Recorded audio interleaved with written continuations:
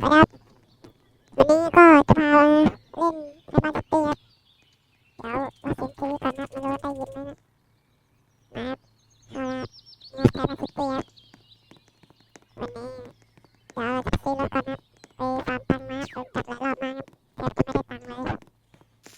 อยากให้พี่อะไรนะผมจำชื่อไม่ได้อยากให้พี่อัพสกิลสักหน่อยแต่ตำรวจมีรถฟรีให้มอไซค์แล้วก็เริ่มต้นมามีรถฟรีให้พี่แบบจักรยานจาก4,000ถึงสัก1,000 2,000ได้ไหมแล้วร้านรถอยู่ไหนวะร้านรถอยู่ไหนวะมันเพิ่งเห็นว่าสูงออกครับหาไหนมาอยู่นั่นไปครับ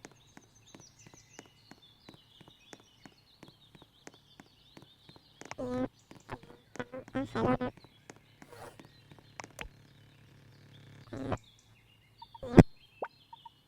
เอ็ดมินครับอยากได้รถคันนี้ครับ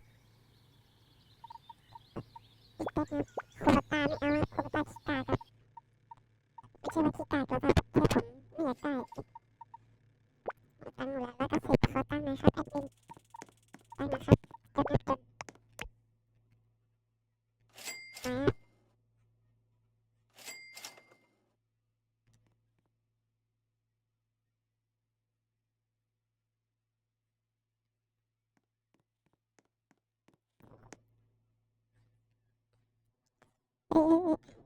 งานอะไรวะครับ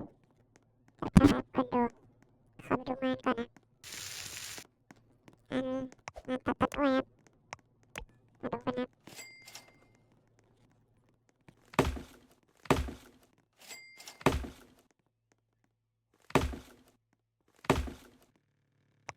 อ้อยครับมาดูกันนะทีละ50ผมเจอสีเสร็จแล้วเปล่าครับเจอสีเสร็จแล้วครั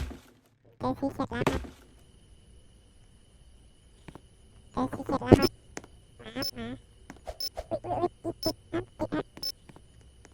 ครับจะไปจับหมายครับไม่ใช่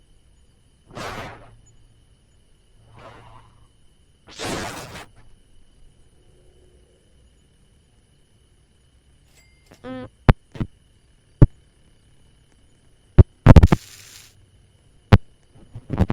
ะอ่าที่เราเคยนี่หว่าไปนั่งรถแกเ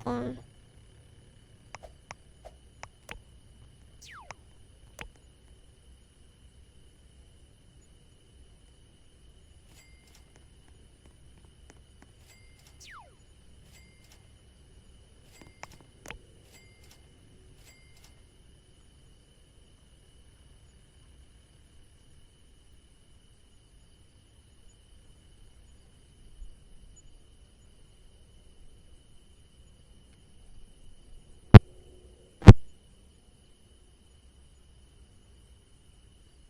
๋ยวเราจะขึ้นไปข้างบนนะเนี่ยข้างบนนะเดี๋ยวเราจะไปดูนะข้างบนมีอะไรเจอจักรยานนะเจอคนตกปูนะเจอร้านขายอาหารนะพอดีเลยครับเนี่ยดูสิครับมีชุดจัดแบบเดี๋ยวผมอันนั้นนะดูก่อนนะดูก่อนนะไม่มีตำรวจนะเนี่ยไปบ้านพี่เปียกเนี่ยแล้วก็พกอย่างกับอันนั้นแล้วกดเปียกเดี๋ยวปีนเลยครับปีนะหอยสลิงครับแล้วกดสลิงนี้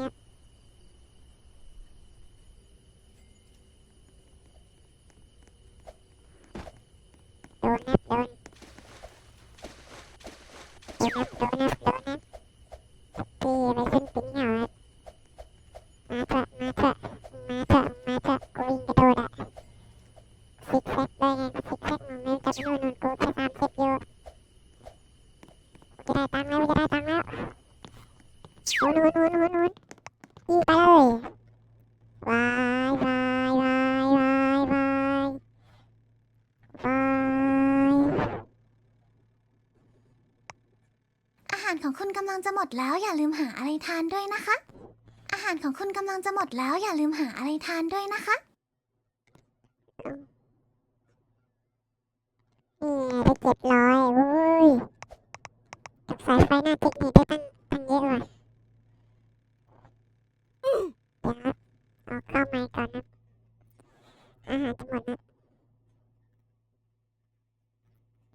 เอาอะไรกินนะตั้งนะผมจอยเลยนะเอ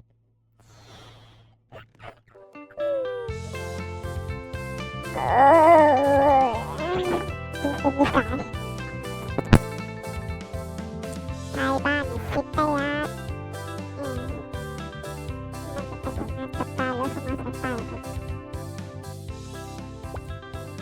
ไปชมกันนะ ยินดีต้อนรับเข้าสู่ไทยบ้านซิตี้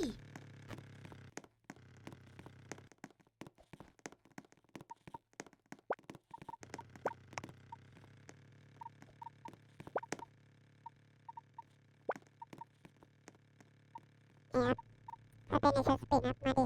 มาดิสับขาสับขาดีไม่ดีไม่ดีดีเด้อไม่ใช่เวฟว่ะเวฟอะไรไม่รู้แหละขอหน่อยเดี๋ยวไปตัดยางไม่ใช่ดิจะไปจุดไฟหน้าเทคนิคซิตี้หรือเปล่าอาชีวะไทยบ้านโทษเอ็ดจบบนรถได้ว่ะไม่ต้องเดินลงเลย125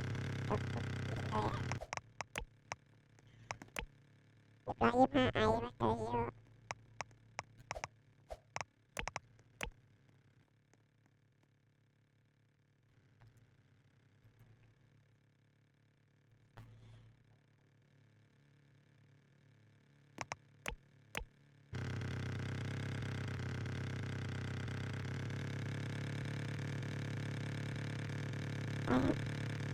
เจอฮีโร่เป็นโจรแล้วที่หาตามแบบโจรนะคนมอไซค์เข้ามาให้พอคนตั้งเยอะเก็บแล้วระเบิดตรงนู้นนะเรามาแล้วเรามาสินะมาเรามาสิมาเราเตะออนเตะมาเรามาสิมาเราเตะโกโยเตะมาสิมาเราเตะโกโยเตะ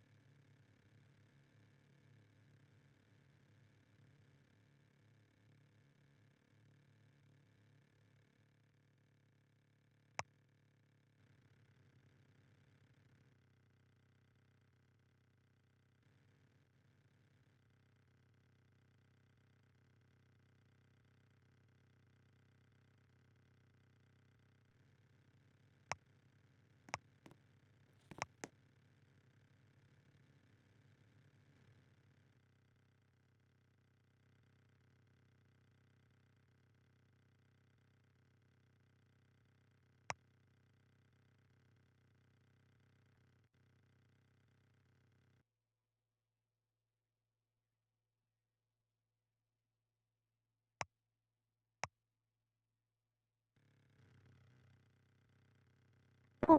ล่นจนตำรวจไม่มาปล่อยทิ้งเลยนะขี้กากมากไปครับจักรยานไปภูเขาครับไปครับเรียบร้อยครับนี่ครับจักรยานไปภูเขาของจริงนะครับ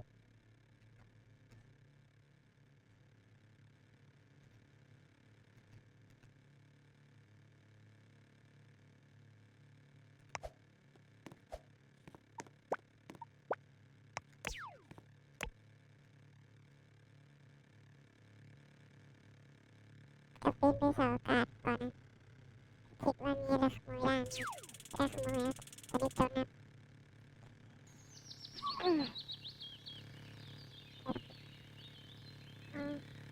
เสาอากาศได้อะไรนี่ทีนะ